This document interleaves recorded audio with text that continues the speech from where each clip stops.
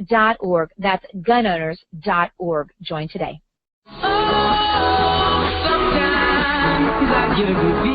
This is Ted Nugent. Greetings from the Nugent Band, the Nugent family, the Nugent crew, and all my blood brothers across this great land. Dr. Gina, you are an Uncle Ted's spirit of the wild blood brother.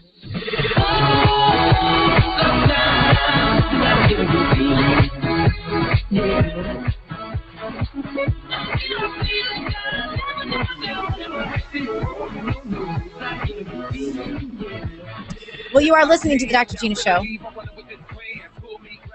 And I wouldn't be a radio professional if I didn't make you wait to the last segment to talk about this. A lot of questions posted on my Facebook page over the last couple of weeks. I've sort of not paid a lot of attention to it. You know, it's one of those things that putting yourself out there is never a good feeling. And we've all done it in certain capacities, whether it's at work, taking on a new project, or even just in your kid's school, taking a leadership role in the PTA or room mom or whatever it is. But I think that there comes a time when you look at the culture that we're in, and you ask yourself the question, what am I really doing? You know, we all enjoy calling ourselves culture warriors. But how do you really fight that culture war? Is it, you know, doing what I did last week and going and speaking to a Lincoln Day, not changing one heart in the room because they were already with me? Is it posting on Facebook and Twitter where most of the people in my feed agree with me, or else they're violently opposed to me, and so they're not going to agree with me anyway? They've made their decisions. What good are you really doing there?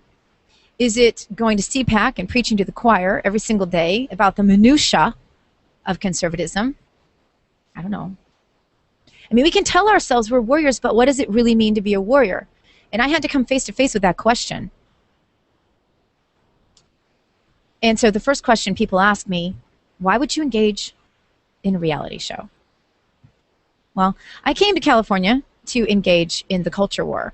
People can speculate as to why we came to California. It was my motivation, and I had prayed for this, was to be able to engage on the front lines of the culture war, because I have children that are precious, that I want to have a free country to grow up in.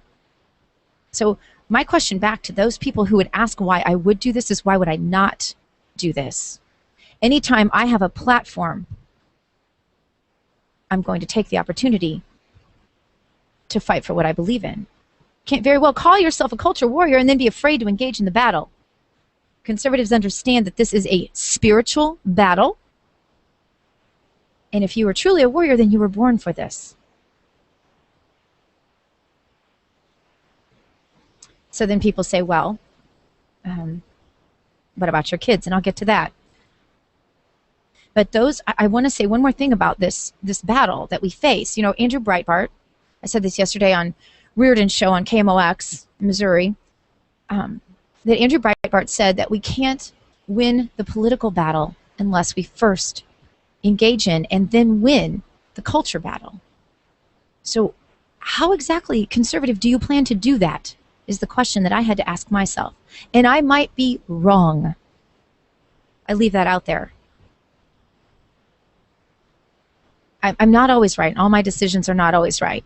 But I would rather have taken a risk and failed than to have sat on the sidelines when I was given a platform. So I hope that in the very least I can encourage other conservatives to answer the call, to put on the full armor of God, because trust me, it is a war, and to fight when you have a chance. And fighting doesn't always look like fighting. Sometimes fighting is really what the Republicans in their initiative, the part of their initiative that I did appreciate, was to engage the culture. They said, you know, we need to do things like go on The Daily Show. Well, I did that. We need to do things like engage in maybe even, I think they even said MTV. Yeah, haven't done that yet. But the problem is that the other side is winning the culture war, and part of the reason is because we're not even competing in the cultural battle, in my opinion, as conservatives. And I follow the example of my pastor. This is Theo Thursday, probably the godliest man I've ever known, such a huge burden on that man. I can't even tell you. And I am humbled. I really think this is the reason God brought me here. You know, I always love the quote, God doesn't call those that he's equipped. He equips those he calls. And my pastor is a perfect example of that. And my being here and being able to have the pastor I have who helps equip me every day. Literally, I just got a text from him while I was on air. I get him all day, all the time. He went on The Daily Show and he did a great job defending the fact that he looks down the barrel of the gun of the IRS and says, bring it. Come sue me. I am going to speak political truth from the pulpit because I believe our culture is too important not to. I believe the children in this culture deserve the truth. And furthermore, I believe I have the First Amendment right to do so. What say you, IRS? Sue me, he says. And they haven't sued him. And you know why? Because they know he'll win.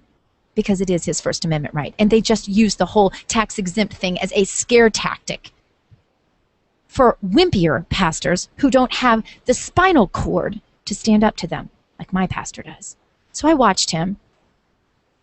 And I prayed about this and I thought about this before I did it. And time will tell, but no one will accuse me of cowering. Because I did it. If we don't continue to fight, folks, we're going to lose. And those who call themselves warriors and then preach to the choir where it's soft and safe are not fighting for anything and don't stand a chance of winning. So people say, well, what about your kids? What about your kids? And I say to them, come on, seriously? Are you seriously asking me that question? There are mothers today that send their children to foreign soil to war. What I've done isn't all that admirable. They're awesome and much braver than me.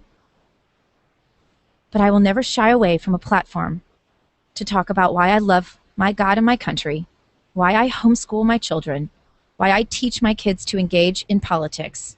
This is what I came here to do. So yes is the answer. And I wanted to answer that question for you on air because you are my audience and you've been there for me in so many ways. And so many of you have sent messages to me that you were inspired to pray for me over the last several days when I was, sort of facing this whole thing. Haters are going to hate. They're going to say what they're going to say. They have their own issues to contend with. Their issues are not my issues. My reputation belongs to God. I'm the one who has to face myself in the mirror every day. I'm the one who has to look in the eyes of my children and say whether or not I'm fighting with all the tools I have in the best way I know how, and I might be wrong at every turn, always holding out that possibility. I am the one who has to answer to my God, my husband, and my children, and my country. And so I'm the one that made this decision. And, there you go. There you have it. Producer Jason, you got anything to add to this? I admire you. That's all I have to say. Because I know it has to be tough because you're laying yourself out there for the whole world to see. Yeah. Well, we'll see.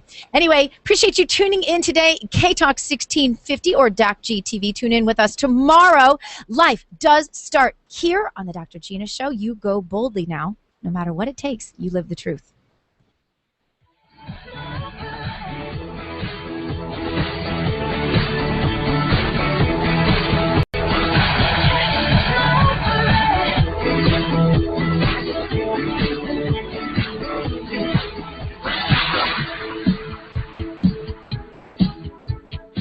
Right, a minute away from 3 o'clock. CBS is up next. That accident is still there on the bridge between Ocean View and the Hampton Roads Bridge Tunnel entrance. It's on the bridge, 64 westbound,